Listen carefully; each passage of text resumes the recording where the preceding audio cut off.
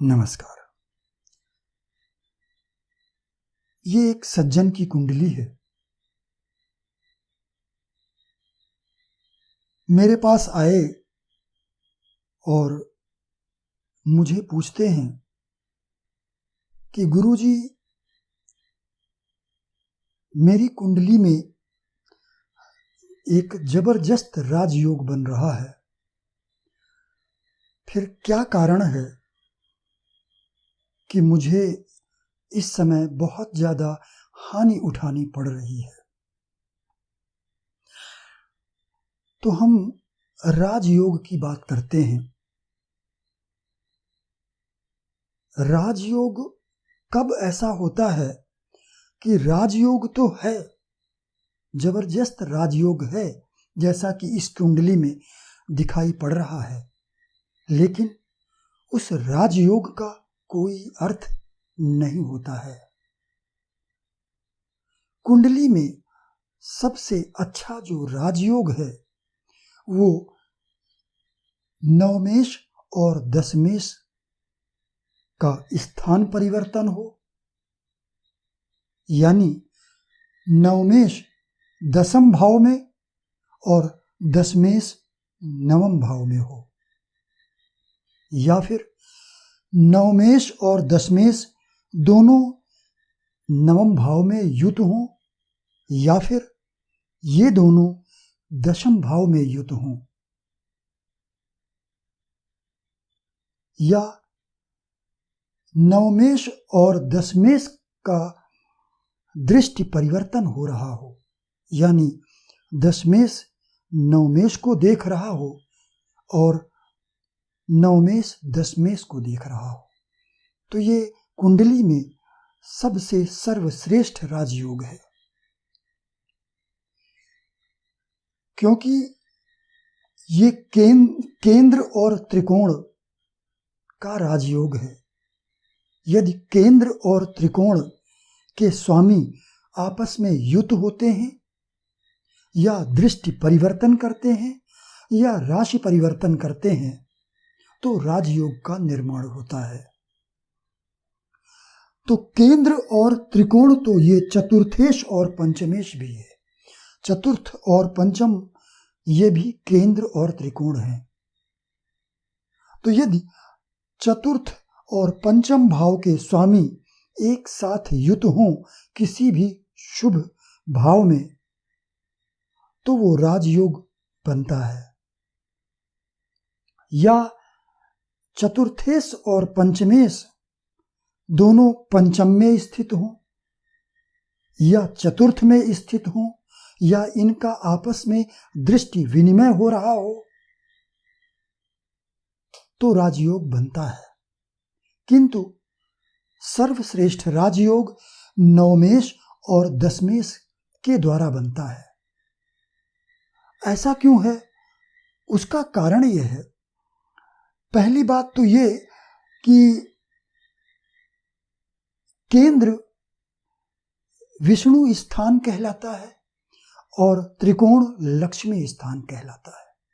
इसलिए यदि ये दोनों ग्रह यानी केंद्र और त्रिकोण के आपस में स्थान परिवर्तन करते हैं, या युत होते हैं, या दृष्टि विनिमय करते हैं, तो लक्ष्मी और विष्णु का मिलन होता है, और इसलिए यह एक बहुत ही सर्वश्रेष्ठ राजयोग धन योग बनता है।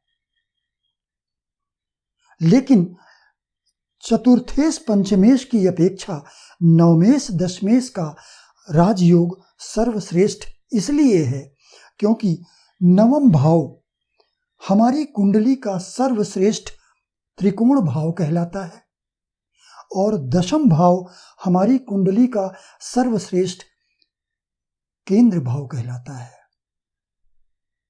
इसलिए नवमेश और दशमेश का राजयोग सर्वश्रेष्ठ राजयोग कहलाता है। लेकिन यदि ये राजयोग त्रिक भावों में बन रहा हो, 6, 8, 12 भाव, तो ये राजयोग फिर उतना प्रबल राजयोग नहीं रह जाएगा, यह क्षीण हो जाएगा, शक्ति इस राजयोग की कम हो जाएगी। ऐसा नहीं है कि यह पूरी तरह से खंडित हो जाएगा, लेकिन इसकी शुभता का ह्रास होगा। अब यदि यह राजयोग त्रिक भावों में बन रहा हो और ऊपर से क्रूर, अशुभ, पापी ग्रहों की दृष्टि या युति भी हो, तब भी ये राजयोग खंडित माना जाएगा।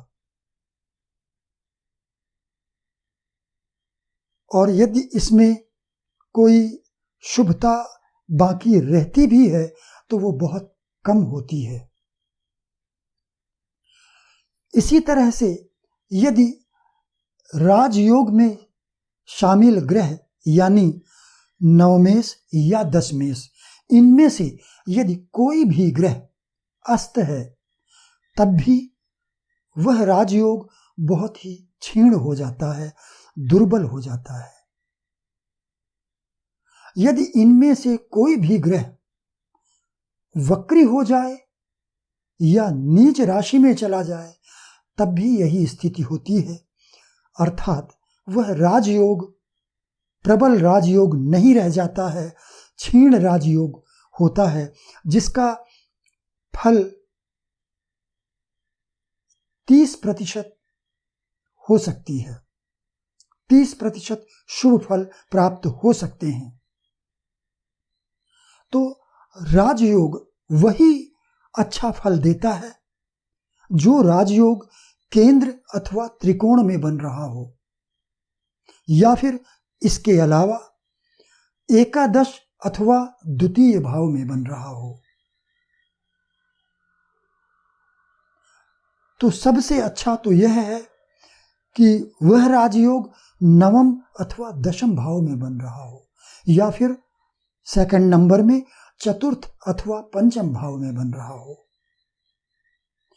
तो चलिए इस राजयोग की हम बात करते हैं। इन्होंने मुझे कुंडली भेजी विश्लेषण के लिए। इनके प्रश्न आपको स्क्रीन पर दिखाई पड़ेंगे।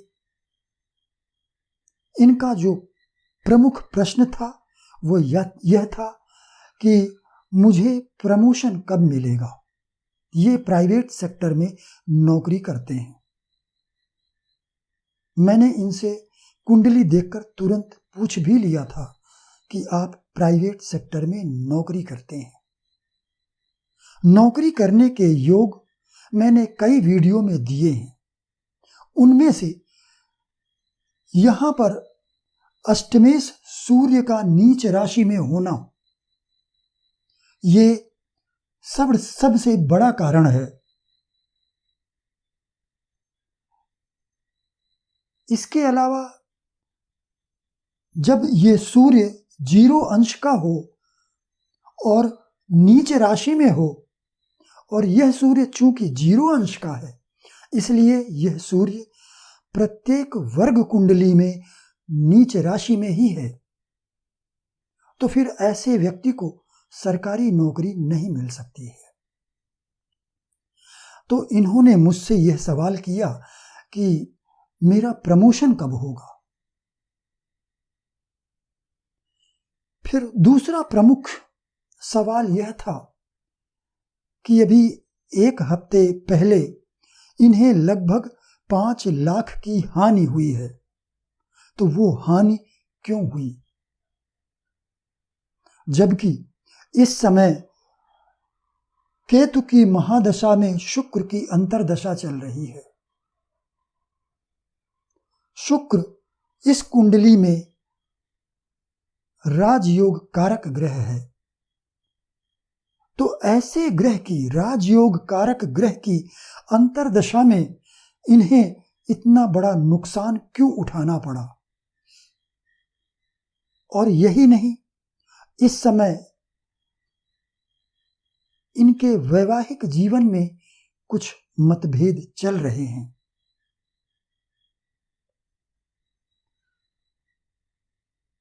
तो इस समय इन्हें आर्थिक हानि भी हो रही है।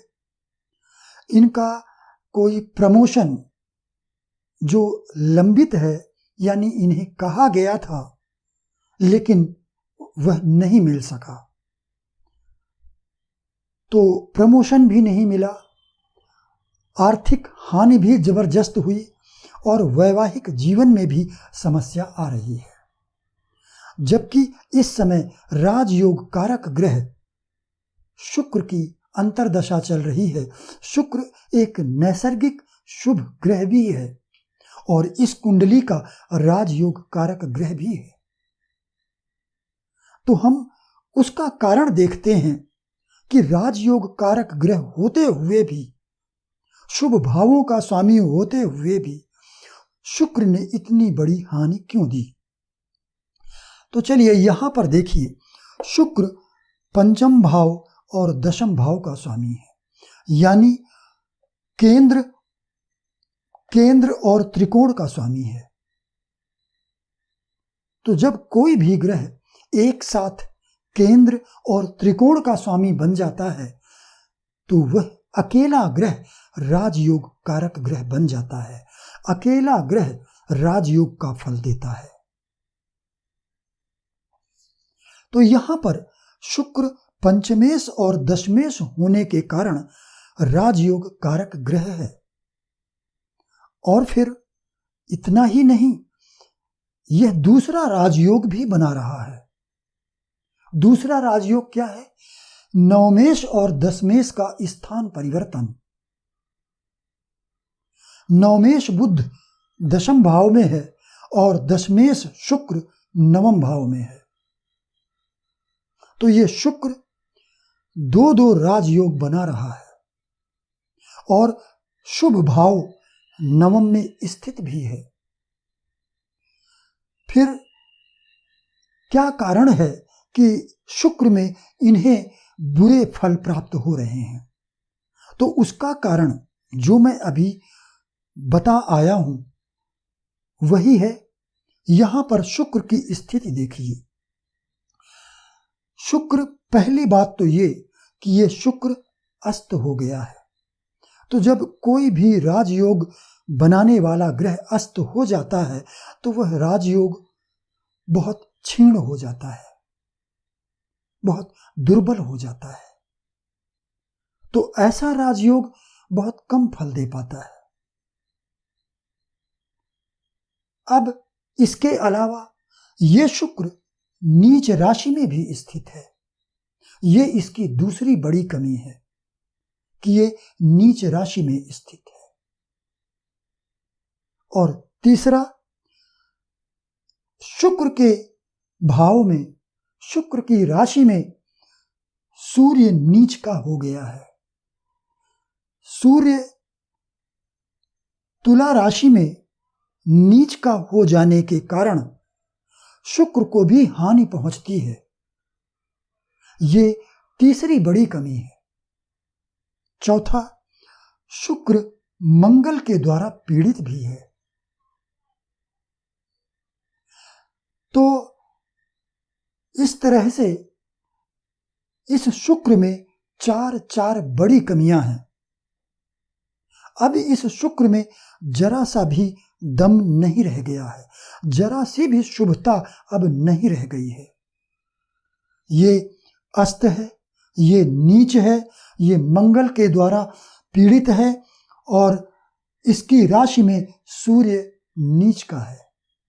तो अब ऐसे शुक्र में शुभता तो बिल्कुल भी नहीं रह गई है, तो ये राजयोग का फल तो बिल्कुल दे ही नहीं सकता है। दूसरी बात यह भी है कि बुध जो यहाँ शुक्र के साथ राजयोग बनाने में संलग्न है, यह बुध भी नीच ग्रह के साथ में स्थित है। तो जब बुध नीच ग्रह के साथ स्थित होगा तो फिर यह राजयोग तो पूरी तरह से खंडित हो ही जाता है, शुक्र अशुभ भी हो जाता है। अब ऐसा शुक्र किसी भी तरह का कोई शुभ फल नहीं दे सकता है, उसके बदले उल्टा यह अशुभ फल ही देगा। अब क्योंकि यह बुरी तरह से दुर्बल और पीड़ित हो चुका है। तो यह शुक्र अब बुरे फल देगा। तो बुरे फल क्या देगा? पंचम भाव से संबंधित और दशम भाव, नवम भाव से संबंधित बुरे फल देगा। पंचम भाव और दशम भाव ये प्रतिष्ठा का भाव है। दशम भाव से प्रसिद्धि, मान, सम्मान देखा जाता है। पंचम भाव से भी प्रतिष्ठा देखी जाती है। इन दोनों भावों में एक ये चीज सिमिलर है। मैंने इनसे पूछा कि इस समय आपका अपमान भी हो रहा होगा। इन्होंने बताया कि हाँ, आप बिल्कुल ठीक कह रहे हैं। चूंकि पंचम, नवम और दशम इन तीनों भावों का संबंध धन से भी है और शुक्र ऐश्वर्य का कारक भी है, भोग का कारक है। भोग, ऐश्वर्य धन से ही होता है। तो यहां पर यदि उन्होंने बताया कि मेरे 5 लाख की हानि हुई है तो वह गलत नहीं है। यहां पर यह शुक्र हानि देने को तत्पर है। शुक्र में चंद्रमा की प्रत्यंतर दशा थी अभी पिछले हफ्ते, जब इन्हें 5 लाख की हानि उठानी पड़ी। चंद्रमा को देखिए, चंद्रमा नीच सूर्य के साथ स्थित है। एक तो ये क्रूर चंद्रमा है, अशुभ चंद्रमा है, क्योंकि सूर्य यहां 0 अंश का है और चंद्रमा 24 अंश 5 कला का है। इसका मतलब यह है कि चंद्रमा शुक्ल पक्ष की तृतीया का चंद्रमा है। तो ये एक क्रूर और अशुभ चंद्रमा है। दूसरी बात ये कि ये चंद्रमा नीच सूर्य के साथ स्थित है, अर्थात पीड़ित हो गया है। तीसरी बात ये कि ये चंद्रमा अवरोही ग्रह है। अवरोही ग्रह का तात्पर्य यह है कि यह चंद्रमा नीच राशि में जाने वाला है और इसलिए इस चंद्रमा में भी ज्यादा शुभता नहीं है। शुक्र में चंद्रमा, शुक्र और चंद्रमा में यहां पर द्विद्वादश का संबंध भी है। शुक्र और चंद्रमा नैसर्गिक रूप से ये शत्रु ग्रह भी हैं और इसलिए चंद्रमा को भी गुरु के बाद धन का कारक माना जाता है, क्योंकि चंद्रमा लग्न स्वरूप है।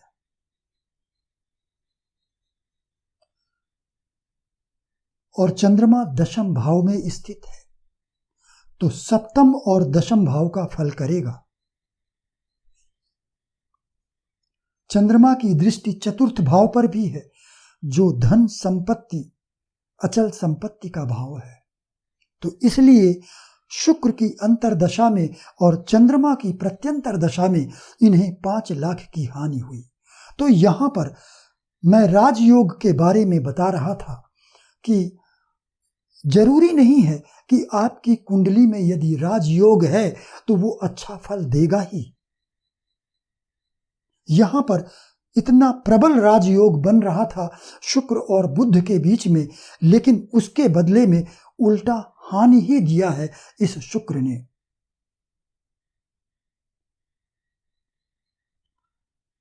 इन्होंने ये बताया कि इस समय वैवाहिक जीवन में भी कुछ मतभेद चल रहे हैं, वो स्वाभाविक है। सप्तमेश चंद्रमा पीड़ित है और शुक्र पत्नी का कारक ग्रह है।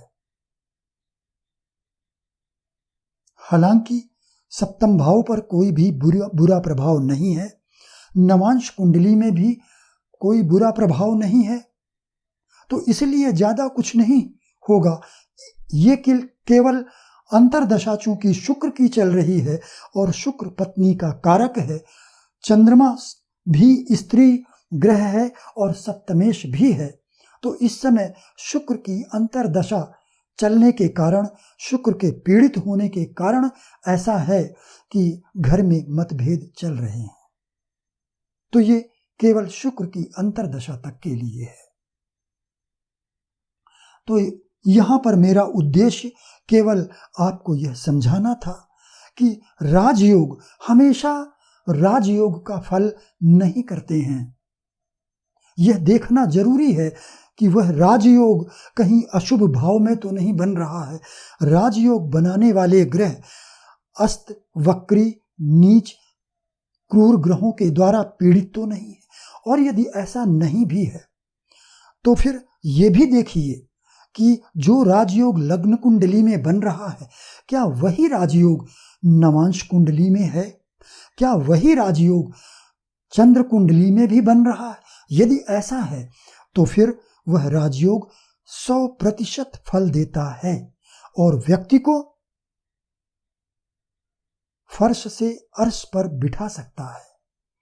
लेकिन यदि वह राजयोग लग्न कुंडली में किसी भी तरह से पीड़ित नहीं है, दुर्बल नहीं है, अच्छा है, लेकिन नवांश कुंडली में नहीं है और चंद्र कुंडली में है, लग्न कुंडली और चंद्र कुंडली में है, तो तब भी 75% अच्छे फल वो देगा।